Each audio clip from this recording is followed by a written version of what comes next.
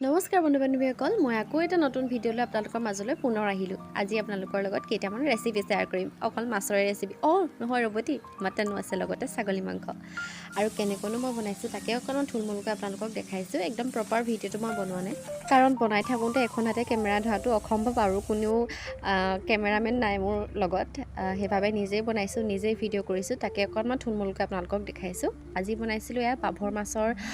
এখন আঞ্জা সৰিয়হৰ সৈতে তাৰ পাছতে বনাইছিলোঁ ভাঙন মাছ আৰু বিলাহীৰ জোল তাৰ পাছতে এয়া ডাঙৰ বাহু মাছ বনাইছিলোঁ জহা ভোলৰ সৈতে তাৰ পাছতে মাংসখিনি বাৰু মই নাই বনোৱা মই কেমেৰাটো কৰি দিলোঁ বাৰু মানুহজনে বনাইছিল বৰ ধুনীয়া হৈছিল কিন্তু খাবলৈ একদম পুৰা টেষ্টি হৈছিল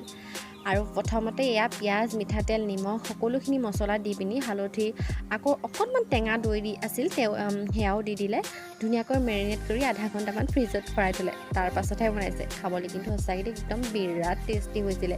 আগতে মই মটন মানে ছাগলী মাংস নাখাওঁৱেই মিছি পিছে বিয়া হোৱাৰ পাছত এনেকৈ ধুনীয়াকৈ জুতি লগাই বনাই খুৱাই একদম মানে মোৰ ফেভৰেট হৈ গ'ল আপোনালোকৰ বাৰু কাৰোবাৰ তেনেকুৱা হৈছেনে মোৰ নিচিনা আৰু ফাইনেলি এয়া আমাৰ আজি একদম স্পেচিয়েল থালি ৰেডি হৈ গ'ল কেনেকুৱা দেখিছে কমেণ্ট কৰি নিশ্চয় জনাব দেই এয়া ফ্ৰাই মাছ পদিনা চাটনি ডাংপতি আলু ভাজি